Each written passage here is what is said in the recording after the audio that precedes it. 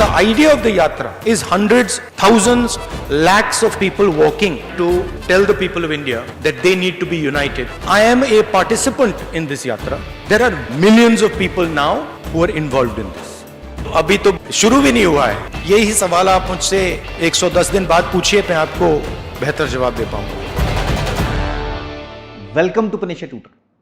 हो जाएगा सफर आसान, आओ साथ चलकर देखें. कुछ तुम बदल कर देखो, कुछ हम बदल कर देखें.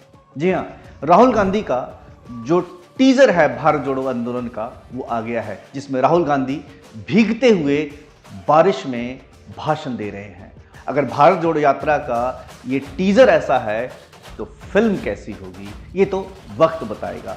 जी हां, राहुल गांधी भारत जोड़ो यात्रा पर निकल पड़े हैं, जो कि कन्याकुमारी से लेकर कश्मीर तक जाएगी. इसमें उन्होंने नारा दिया है, कदम से कदम मिले और देश जुड़े. हम अपने इस वीडियो में विश्लेषण करेंगे कि राहुल गांधी की भारत जोड़ो यात्रा क्या है, आज तक कितनी राजनीतिक भारत जोड़ो यात्राएं हुई हैं और कितनी सफल हुई हैं, क्या बेनिफिट होगा भारत जोड़ो यात्रा का राहुल गांधी पर और कांग्रेस पर, क्या प्रॉब्लम है राहुल गांधी की लीडरशिप में और क्या कांग्रेस चैलेंजेस आज फेस कर रही है, और अंत में एक स्ट्रेटजी डिस्कस करेंगे कि how to revive Congress. Friends, इस पूरे भारत जोड़ो यात्रा का एनालिसिस समझने के लिए आप मेरे साथ एंड तक बने रहें. आगे बढ़ने से पहले अगर आप हमारे चैनल पर न्यू हैं तो प्लीज सब्सक्राइब कर लें. ये भारत जोड़ो यात्रा है, 3570 किलोमीटर की है. कन्याकुमारी से लेकर कश्मीर तक जाएगी. 12 राज्यों को होते हुए 20 पॉइंट्स को टच करते हुए ये डेली 150 दिनों तक यात्रा चलेगी. इसका जो डेली प्रोग्राम है, 22 से 23 किलोमीटर का सफर तय करना. 2 बैचेस में यह सफर होगी, सुबह 7 से 10:30 के बीच में और शाम को 3:30 से 6:30 के बीच में. इस सफर के बीच में किसी तरह का होटल का प्रयोग नहीं होगा. जो भारत जोड़ो यात्रा से जुड़े यात्री होंगे उनके लिए 60 ट्रक कंटेनर बनाए गए हैं, जिनमें एसी रूम है, बेड की सुविधा है, सोफे की सुविधा है, ड्रिंकिंग वाटर की सुविधा है, टॉयलेट की सुविधा है, और अगर फुल टाइमर कोई है तो उसे लॉन्ड्री की सुविधा भी है. भारत जोड़ो यात्रा का जो मकसद है, भारत को एक साथ लाना, भारत को खड़ा करना हेटरेड के खिलाफ और वायलेंस के खिलाफ. कांग्रेस क्लेम तो करती है कि इसका 2024 के इलेक्शन से कोई लेना देना नहीं. जो आरएसएस बीजेपी ने हेटरेड और वायलेंस फैला रखा था, उसी के खिलाफ यह भारत जोड़ो यात्रा है. अब बात करते हैं जो पहले की भारत जोड़ो यात्राएं हुई हैं, उनका क्या रिजल्ट रहा. आजादी से पहले महात्मा गांधी ने कई यात्राएं की, उसमें से सबसे फेमस है दांडी मार्च यात्रा. उस समय महात्मा गांधी ने 78 फॉलोअर के साथ 385 किलोमीटर कवर किया और साबरमती आश्रम से दांडी तक ये सफर जो था, इसने अंग्रेजों की नींव हिला दी और ये नमक आंदोलन बहुत बड़े सविनय अवज्ञा आंदोलन में कन्वर्ट हो गया, और जिसकी वजह से अंग्रेजी सरकार डर गई थी. आजादी के बाद भी कई यात्राएं हुई, उसमें फेमस है चंद्रशेखर की यात्रा, जो कि 1983 में की गई थी. चंद्रशेखर की यात्रा भी कन्याकुमारी से चलकर दिल्ली पहुंची और दिल्ली पहुंचते पहुंचते चंद्रशेखर को लोगों ने मैराथन मैन का टैग लगा दिया. हालांकि चंद्रशेखर की इस यात्रा का भी बहुत लोगों ने तारीफ की, बहुत लोग जुड़े, मगर क्योंकि 1984 में इंदिरा गांधी का मर्डर हो गया, इसलिए यह यात्रा कुछ धूमिल हो गई. लेकिन इस यात्रा का फल जरूर चंद्रशेखर को मिला. जब 1989 में बीपी सिंह की सरकार गिरी, उसके बाद चंद्रशेखर प्राइम मिनिस्टर बने. 1990 में लाल कृष्ण आडवाणी की रथ यात्रा भी बहुत फेमस हुई. राम मंदिर के सपोर्ट में यात्रा 10,000 किलोमीटर तक कवर करनी थी, लेकिन समस्तीपुर में रथ यात्रा को रोक दिया गया और लाल कृष्ण आडवाणी को गिरफ्तार कर लिया. लालू प्रसाद यादव उस समय बिहार के सीएम थे. हालांकि रथ यात्रा ने बीजेपी को एक पहचान दे दी और बीजेपी राम मंदिर के ऊपर पॉलिटिक्स खेलने लगी, और आज तक इसी राम मंदिर के ऊपर जो पॉलिटिक्स बीजेपी खेलती आई और उसका फल खाती आई है. अगर कुछ स्टेटों की बात करें तो 30 साल से सरकार थी आंध्र प्रदेश में चंद्रबाबू नायडू की.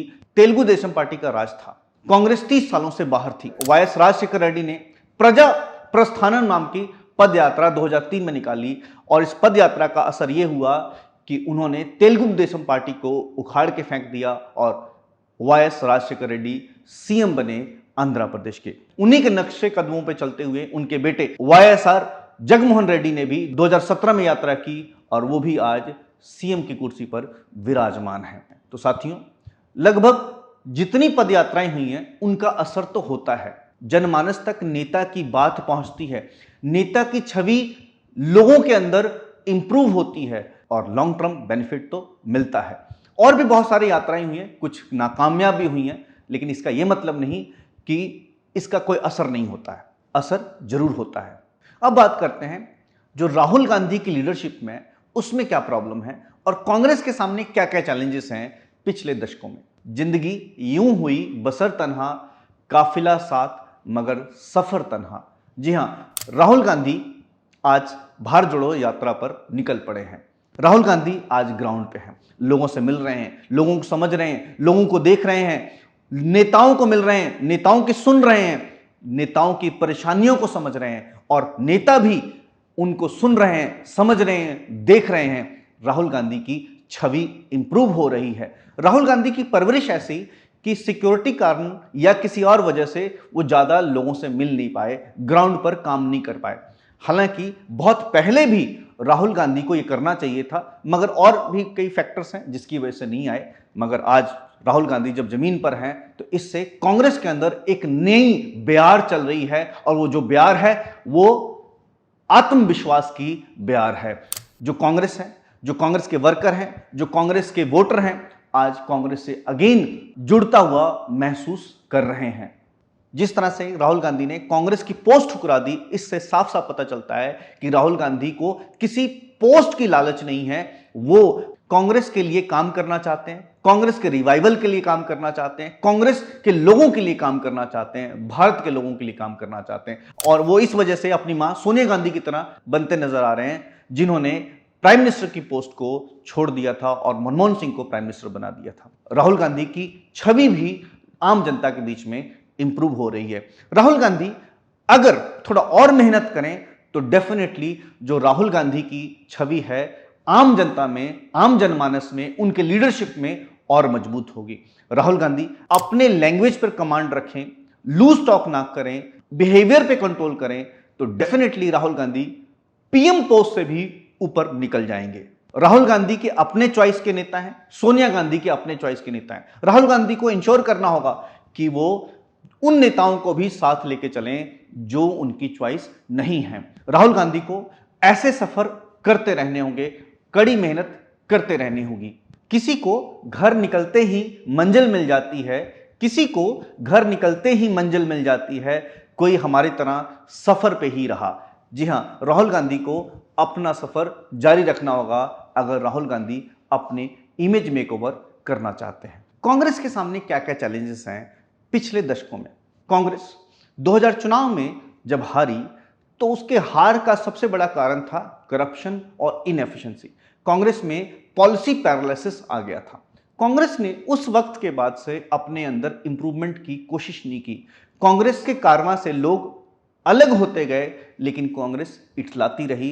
कांग्रेस ने कभी कोशिश नहीं की उन्हें मनाने की, उन्हें समझाने की। आज कांग्रेस उस मकान पे खड़ी है जहां पर कांग्रेस खत्म हो जाएगी। जो कांग्रेस मुक्त भारत है वो कहीं ना कहीं साबित होता नजर आ रहा है। कांग्रेस चापलूसों से भरी हुई है। चापलूस मलाई खाते रहते हैं और जब मौका पड़ता है तो ठेंगा दिखा देते हैं।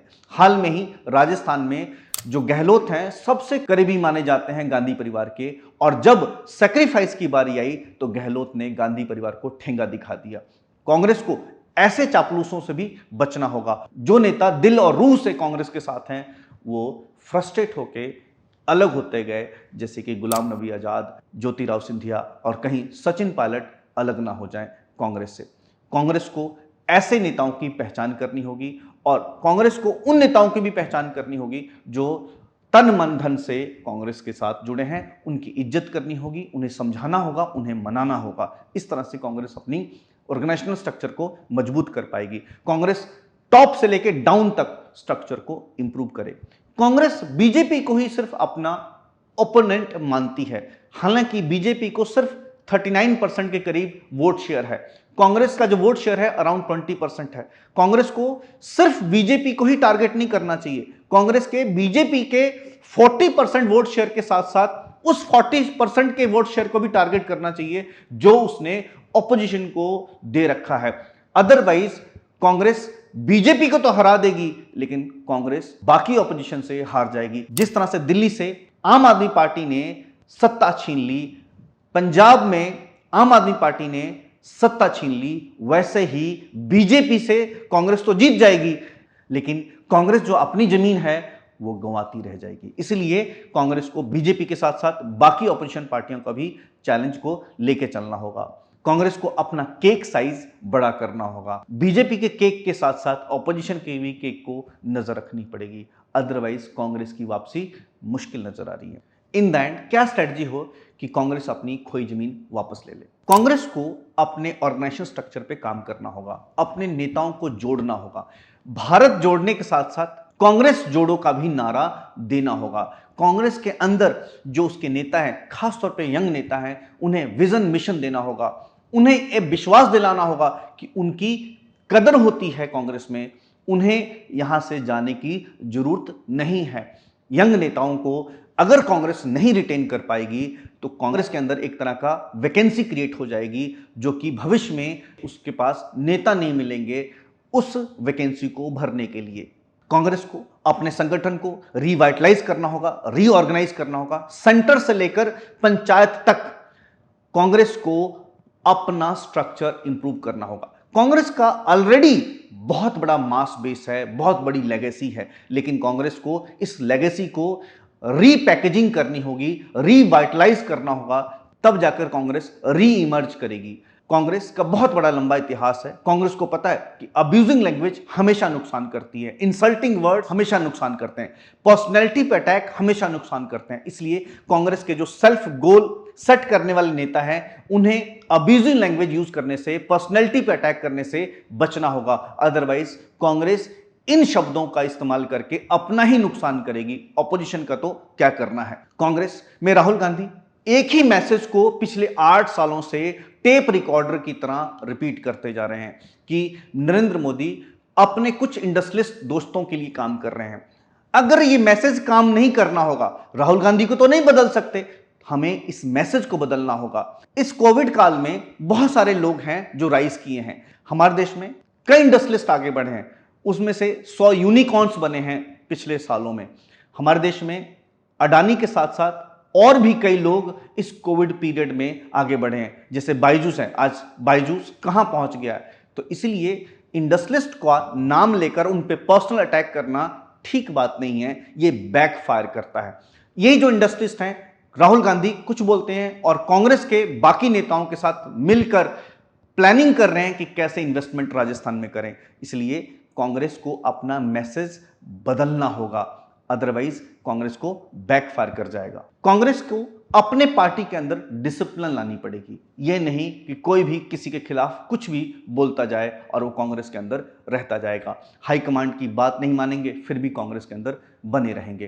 कांग्रेस को अपने पार्टी नेताओं के साथ साथ, अपने कांग्रेस के कार्यकर्ताओं के साथ साथ लोगों को एक मिशन और एक विजन देना होगा। लोगों को बीजेपी के विजन का अल्टरनेटिव देना होगा कि वो 2024 के साथ साथ 2029 के लिए भी तैयारी करें, ताकि लोगों के पास एक अल्टरनेटिव हो, समझ हो कि कांग्रेस ये प्रोवाइड कर सकती है। कांग्रेस जिसकी वजह से पीछे हुई थी, करप्शन और इनएफिशिएंसी, उस पर कांग्रेस को अगेन सोचना होगा। कांग्रेस को क्लियर कट रखना होगा कि हम अपने गवर्नेंस में करप्शन और इनएफिशिएंसी की कोई जगह नहीं रखते। हम उन नेताओं को भी निकाल मारते हैं जिनके ऊपर जरा सा भी दाग होता है।